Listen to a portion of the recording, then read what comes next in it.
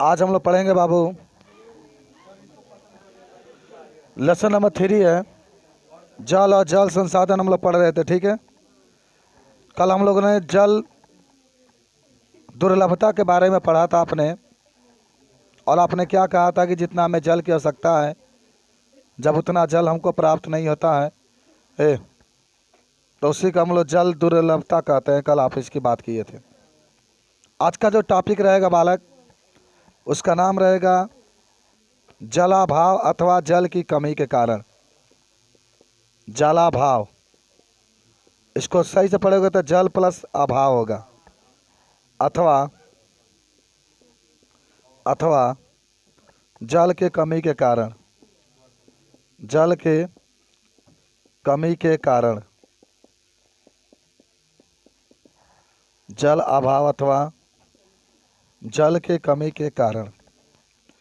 देखो सब लोग, ये देश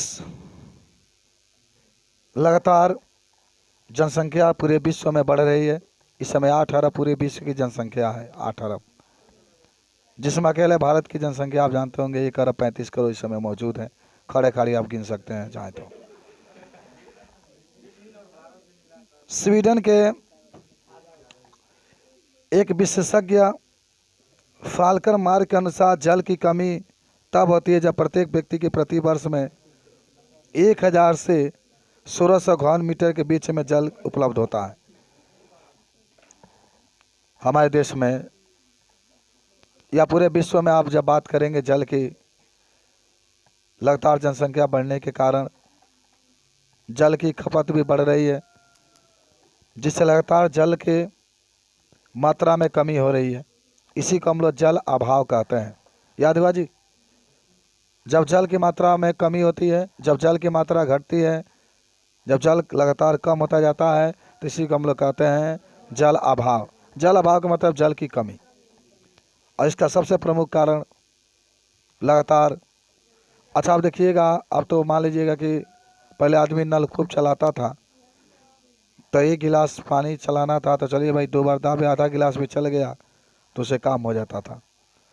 और आज सब देखिए, सब मोटर की व्यवस्था है। 1 गिलास पानी भरना तो मोटर चालू करिए तो 1 बाल्टी पानी उसमें गिर जाता है। There are the main point of the women इसका ज़्यादा यूज करती है। मेरे घर सब उपस्थित है बाबू, लेकिन कभी हम किसी का यूज नहीं करते हैं। आज तक रिकॉर्ड है कि मोटर है, कभी चालू करके हम नहीं गाड़ी धोते हैं ना कुछ, बाल्टी से धोएंगे अगर धोना होगा तो। क्योंकि मैं जानता हूँ कि मोटर चलाने से किसी गरीब के घर जो बिजली जा रहा है उसका लाइट भी डिम हो जाएगा और पानी भी ज़्यादा नुकसान होगा। अगर मैं नहीं सोचूंगा तो कौन सोचेगा? समझ रहे हैं? तो कहाँ कोई जल रहा है ना, एक ही तो जल रहा है, इसलिए तो सब बंद कर दिया गया है। आइए, अरे इसमें वर्क हो रहा है ना, पढ़ रहे हैं इसलिए। आज जल अभाव के कमी के क्या क्या कारण है उसी की बात करेंगे हम लोग। लगातार जल की कमी हो रही है, इसके पीछे क्या कारण है, आज हम इसकी बात करेंगे।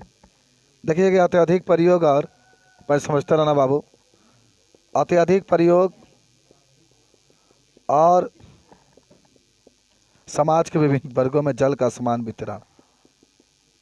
समाज के विभिन्न वर्गों में कितने तुम लोग अपना क्वालिटी हम देते हैं कि वो अपनाओ इसको, लेकिन फिर भी तुम उसमें डिमेरिटे निकालते हो। आखिर ऐसा क्यों होता है? क्वालिटी आप लोग लेना नहीं चाहते हैं, डिमेरिट ही लेना चाहते हैं। ये कभी नहीं सोचना चाहिए बाबू। तो पहला आपका जल के कमी के कारण आप देख रहे हैं, अत्यधिक प्रयोग अगर जल का करेंगे, लगातार प्रयोग करेंगे तो जल की कमी हो जाएगी। और समाज के विभिन्न वर्गों में जल का समान वितरण, अलग अलग जो क्षेत्र में जाओगे तो अलग अलग जल की वितरण होती है, इससे जल की बहुत नुकसान होती है। अब तो आ रहा है वो वाला पानी, कितने लोग तो खोल के ही छोड़ देते हैं, पूरा पानी उसे चलता ही रहता है। ये सब आपका भी सोचना चाहिए। आपको क्यों पढ़ाया जा रहा है मालूम है? देश को बचाने के लिए, पानी की कमी को कमी से देश को बचाने के लिए ये सारी किताबें की चीज़ें आपको बताई जा रही है कि जैसे हम अपनाते हैं वैसा भी अपने जीवन में अपनाइए। ठीक है, तो पहला तो ये हुआ। सबसे प्रमुख कारण है धड़ाधड़ धड़ाधड़। अरे एक गो आयल तो चलो दूसरा का, और दूसरा का आयल तो चलो तीसरा का, और तीसरा का आ गए तो चौथे का। हम तो लेंगे, जब भगवान देते हैं तो लेने में क्या दिक्कत है, लेंगे हम लेंगे। तो अत्यधिक जनसंख्या, बच्चा लेंगे ये बात है। अत्यधिक जनसंख्या के कारण भी लगातार जल की कमी होती है। पहले ज़रा सोचो, आपके घर में 2 लोग रहते थे तो एक नलकूप से काम चला जाता था। मेरा ही घर ले लो, उसमें एक परिवार था, मेरे बाबा जी थे तो एक ही नलकूप था। और आज देखो नलकूप का अगर हम बात करें तो एक यहाँ पर है, एक वो छत के ऊपर लगाए गए 2, एक वो चाची के लिए 3 है, एक यहाँ पर 4 है, एक बगल में 5 है। 5 नलकूप एक परिवार से हुआ है। 5 देखो एक का चलता है। ये पानी नहीं देता है, ये नलकूप पानी नहीं देता, ये स्याही देता है। देखो सब स्याही लगा है इसमें। 5 नलकूप हुआ ना। अब बताओ, एक नलकूप से एक बार में अगर 1 लीटर पानी गिरता है तो 5 लीटर गिर रहा है। बात समझ रहे हैं ना, माने एक बात कह रहे हैं। तो जनसंख्या बढ़ी तभी तो इसका जल के लगातार प्रयोग हुआ, और जिससे जल की कमी हो रही है। जनसंख्या बढ़ना ही सबसे बड़ी बात आपकी होती है। चलिए आगे बढ़ते हैं हम लोग, चलिए आगे बढ़ते हैं।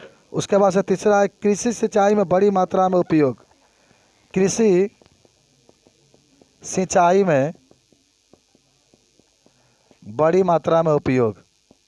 अच्छा एक चीज़ बताओ,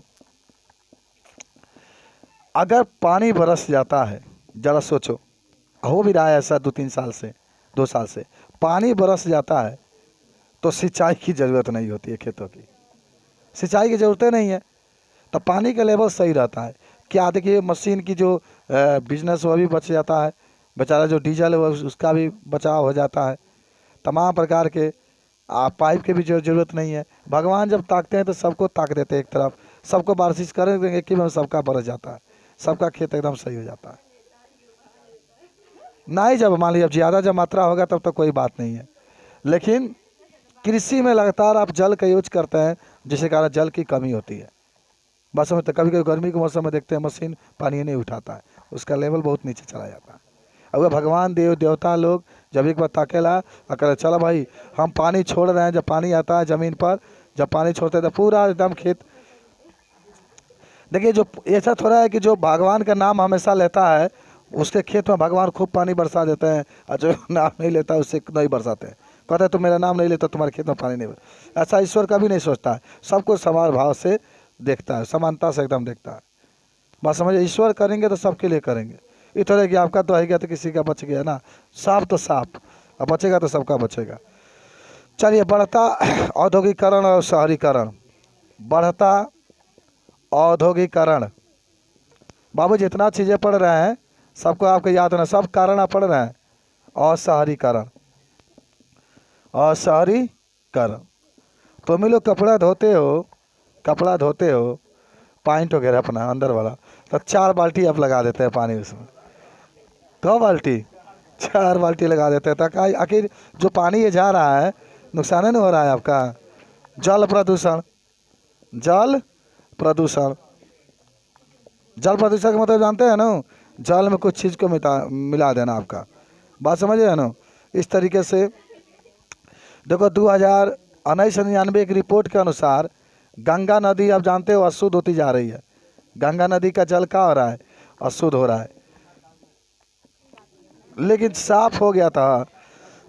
अरे कोरोना काल में तो आज तक जो चीज़ें दिखाई नहीं दी थी, सुनो ध्यान से, आज तक इतना वायु प्रदूषण रहता था कि जब कभी पर्वत जो दिखाई नहीं देता था, इस बार जब गाड़ियाँ नहीं चली तो पर्वत भी दिखाई दे रहा था, इतना साफ साफ दिखाई दे रहा था। सोचो, समझ रहे हैं ना बात को। तो ये आपका होता है। कल आपको हम पढ़ाएंगे जल प्रबंधन। तो एक प्रश्न आप लिख लीजिए, लिख कर लेकर आइएगा।